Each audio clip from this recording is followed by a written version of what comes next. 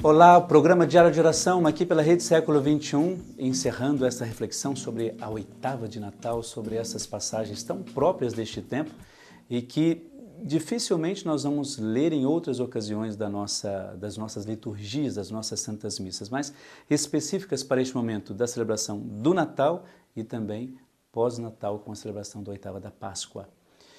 E hoje, de maneira especial, o Evangelho de João, que sempre traz essas coisas importantes sobre a vida de Jesus, não narrando especificamente a vida de Jesus, como Mateus, Lucas fazem, e também Marcos, mas ele sempre dá uma reflexão a partir de uma atitude que Jesus teve. Ele fala, por exemplo, desse testemunho de João, que acredita piamente nesse Cristo que está com ele. Veja que interessante isso. Se você vê lá na sua palavra de Deus, o versículo diz assim: João dá testemunho dele e clama: Este é aquele de quem eu disse, o que vem depois de mim passou adiante de mim porque existia antes de mim. João Batista ele tinha a certeza de que o seu ministério, absoluta certeza, de que o seu ministério terminaria quando Jesus chegasse. Mas acontece que não foi isso que aconteceu.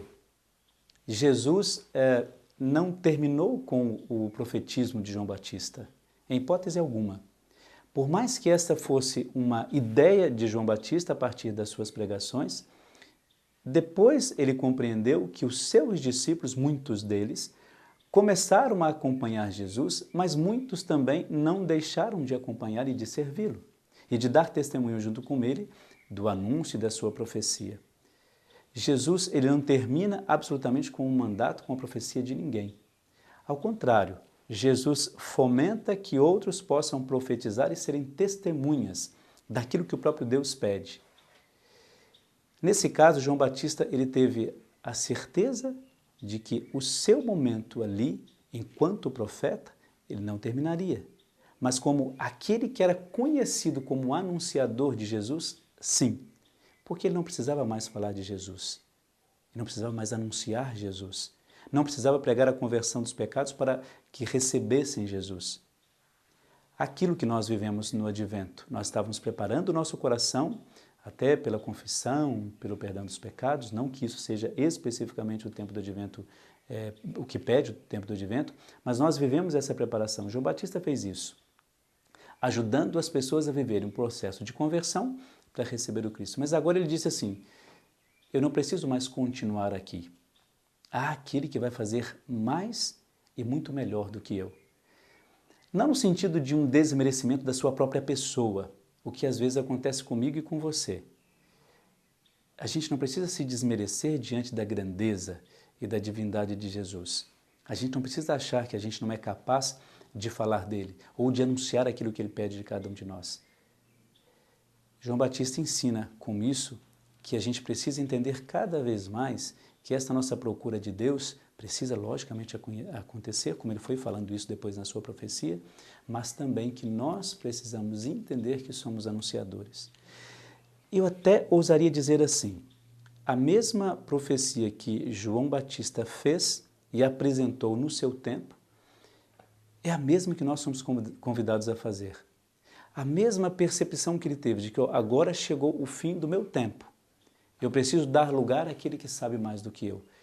Que a gente também viva isso na nossa comunidade de uma maneira muito especial. Às vezes temos a tentação de achar que só nós sabemos, que só nós podemos coordenar, que só nós sabemos ensinar, só nós sabemos evangelizar. E João Batista nos ensina que esta é uma das coisas que nós temos que evitar. E evitar duramente. Porque o que atrapalha, segundo ele, o nosso processo de conversão é quando nós não temos a humildade suficiente para entender que o nosso tempo não chegou ao fim, mas o nosso tempo precisa ser oferecido a uma outra causa e que outras pessoas vêm depois de nós e farão, talvez, certamente, muito melhor do que nós. Então hoje, neste encerramento dessa nossa, eu diria, celebração de degustar um pouco a oitava da Páscoa, o nascimento de Jesus, seria importante a gente pensar nisso, não nos desqualificando das coisas que nós não temos méritos para fazer, ou capacidade para fazer, mas ajudando, incentivando e dando a outras pessoas o discernimento, como João Batista fez, para continuarem o anúncio da palavra, no nosso caso, da palavra de Deus. Se a gente pode viver bem a preparação para o Natal, podemos encerrar com essa oitava da Páscoa, tendo essa reflexão como pano de fundo. João Batista soube sair de cena. A gente também precisa saber sair de cena. A gente precisa também saber qual é o nosso tempo. O que nós deveríamos, de fato, apresentar a Jesus? Quais são as atividades que dentro de uma comunidade, por exemplo, nós podemos viver? Sem, de fato, atrapalhar essa dimensão profética que Deus incumbiu a cada um de nós pelo nosso santo batismo. E se nós entendemos que isso é uma verdade e nós podemos fazer isso também como João Batista fez, por que é que a gente, às vezes, se omite disso? Então, por isso que hoje, na nossa reflexão dessa oitava da Páscoa, vamos pedir a Deus que nos ajude nesse sentido.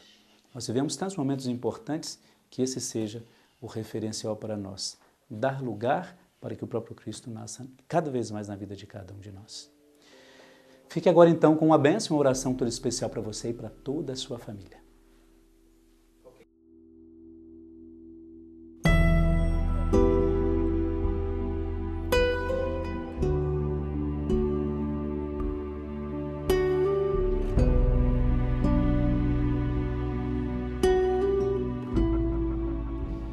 Eu vos adoro, Verbo encarnado, verdadeiro Filho de Deus, desde a eternidade e verdadeiro Filho de Maria Virgem, na plenitude dos tempos. Adorando vossa divina pessoa e a humanidade que vos está unida, não posso deixar de venerar o pobre berço em que vos reclinastes ainda menino e que verdadeiramente foi o primeiro trono do vosso amor. Possa eu prostrar-me diante dele com a simplicidade dos pastores, com a fé de São José e com a caridade da bem-aventurada Virgem Maria.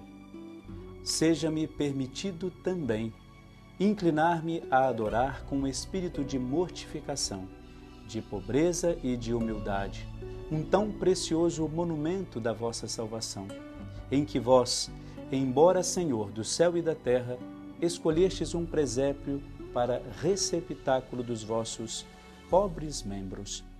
E vós, ó Senhor, que apenas recém-nascido vos dignastes repousar neste berço, dignai-vos também derramar no meu coração uma gota daquele júbilo que poderiam produzir não só a vista de vossa infância, mas também os portentos que acompanharam o vosso nascimento.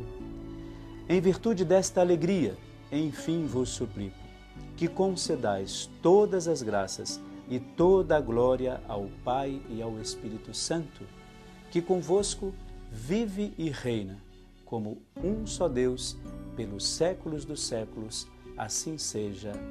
Amém. Receba a bênção de Deus Todo-Poderoso, Deus que é Pai, Filho e Espírito Santo. Amém.